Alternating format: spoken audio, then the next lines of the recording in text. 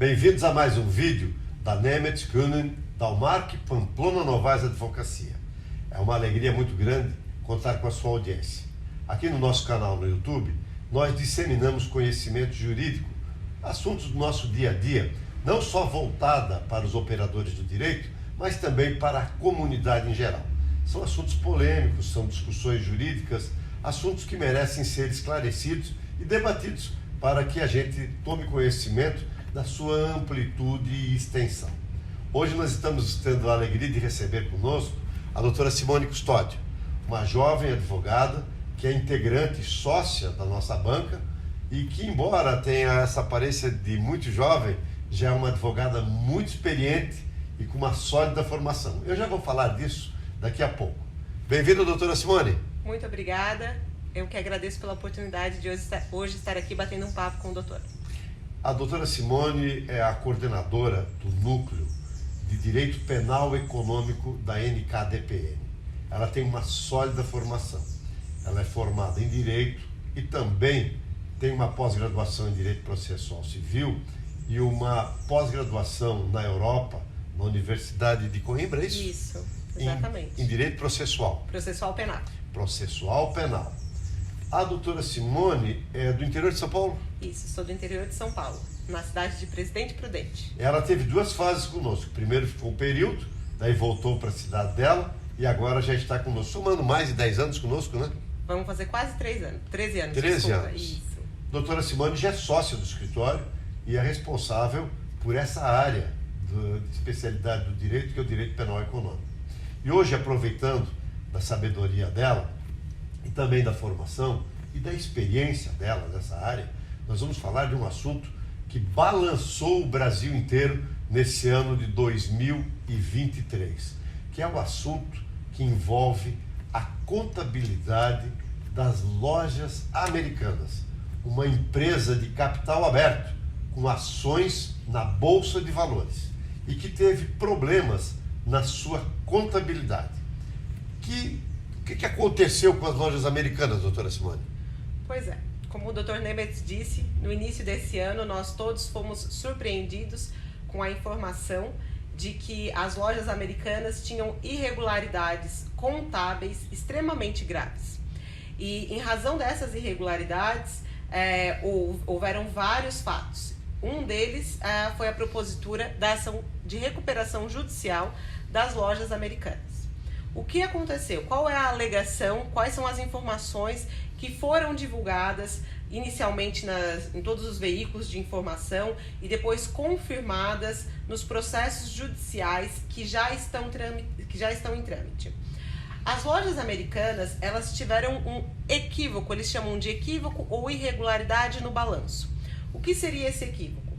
As lojas americanas, quando elas, isso é uma prática muito comum, que é uma operação financeira que eles chamam de risco sacado. O que é o risco sacado? É como eu disse, uma operação muito comum em grandes empresas varejistas.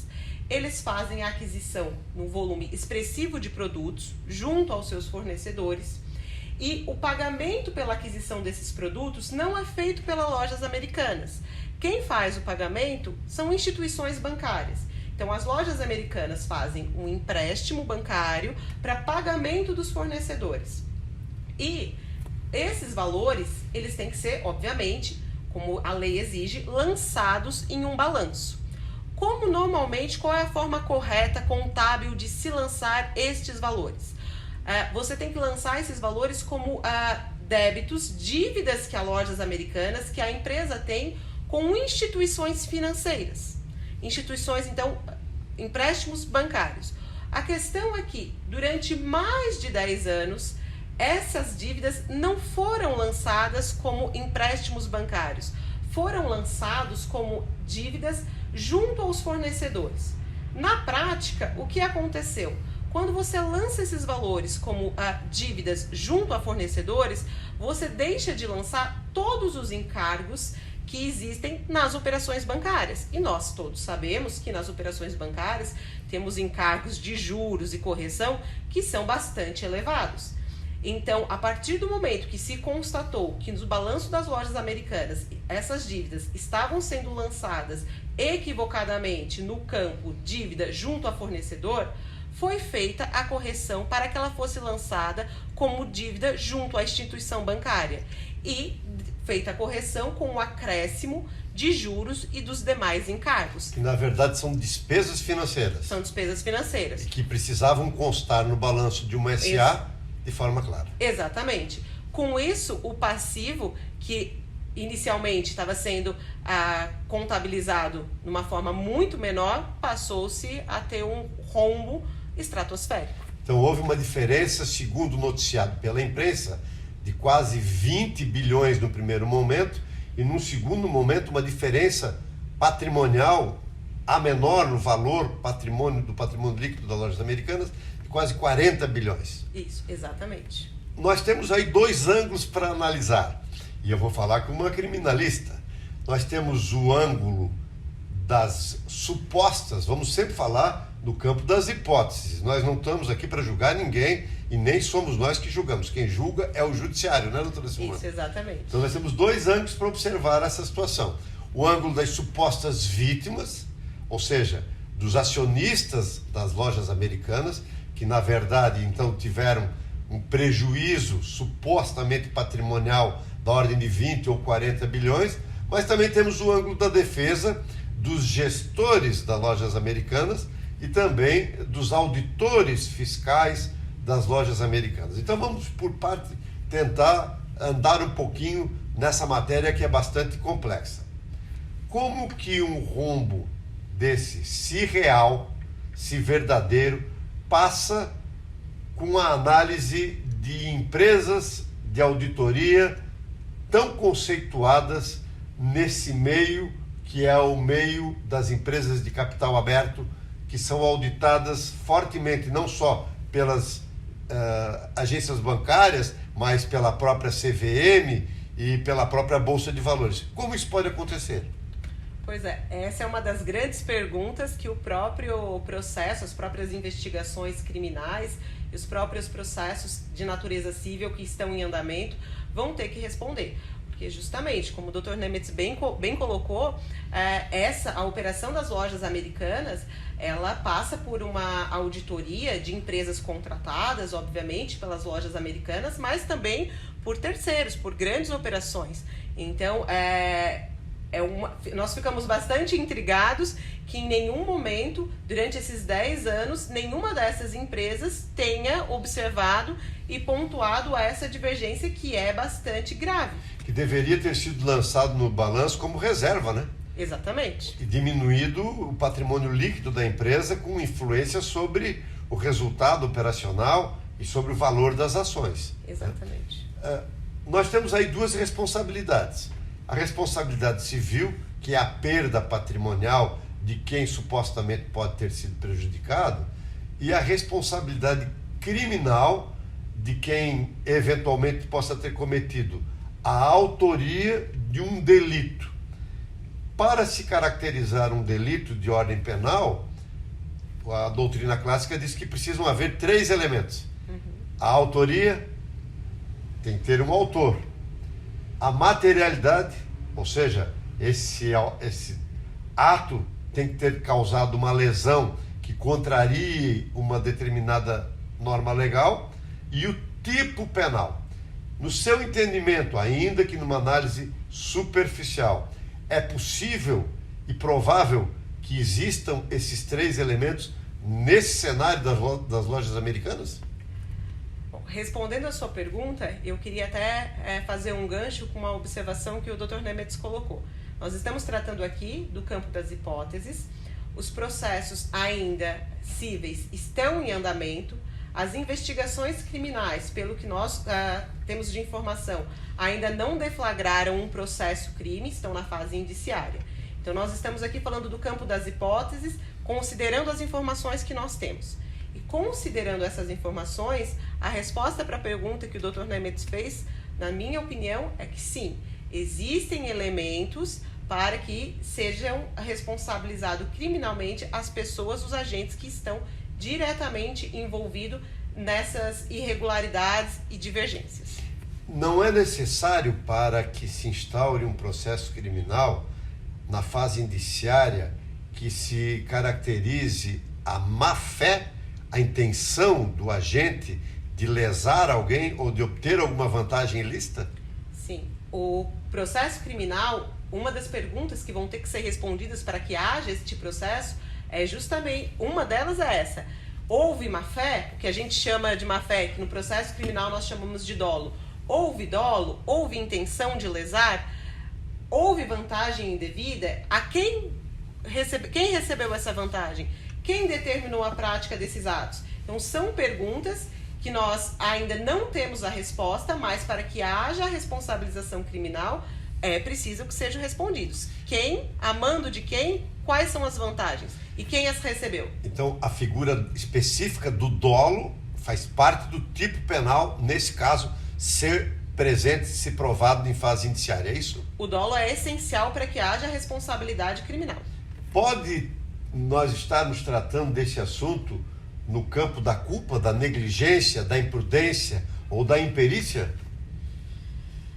É uma pergunta bastante delicada, mas particularmente penso que para alguns agentes é possível, pouco, mas possível. Porque nós estamos falando de grandes empresas, de grandes operações, de profissionais altamente habilitados e que essa divergência de classificação da dívida, ela não é algo que seja tão corriqueiro. Então, pela capacidade profissional das pessoas que atuaram neste caso, a gente nunca pode descartar a culpa, até porque não nos cabe aqui julgar, mas acho pessoalmente que seja pouco provável. É bastante complicada essa situação. E se olharmos o assunto sob o ângulo de quem está sendo acusado, a teoria da ação culposa seria um viés de argumento de defesa? Com certeza, mas nesse aspecto eu acho que é importante a gente pontuar que, diferentemente do que pode acontecer num processo civil ou mesmo num processo que os consumidores automaticamente vão promover contra as lojas americanas, contra os seus diretores, num processo civil, num processo criminal, é necessário que essa responsabilidade fique muito evidente. Não há, neste caso desses crimes em que há necessidade do dolo, uma culpa por omissão. Então é preciso que se mostre de uma forma consistente de que aquela pessoa, aquele agente sabia e quis fazer. Se em algum momento ele era, mesmo sendo um gestor da empresa, um diretor, o responsável, mas ele delegou essa atividade para alguém, ele passa, a partir desse momento a gente pode falar em culpa. E se nós falamos em culpa, para os crimes que até o momento nós identificamos como sendo possíveis dessas condutas serem enquadradas, não haveria criminalidade, não haveria crime. É bastante polêmico esse assunto e esse processo vai dar muito pano para manga, não é? Pode haver aí concurso de agentes, doutora Simone?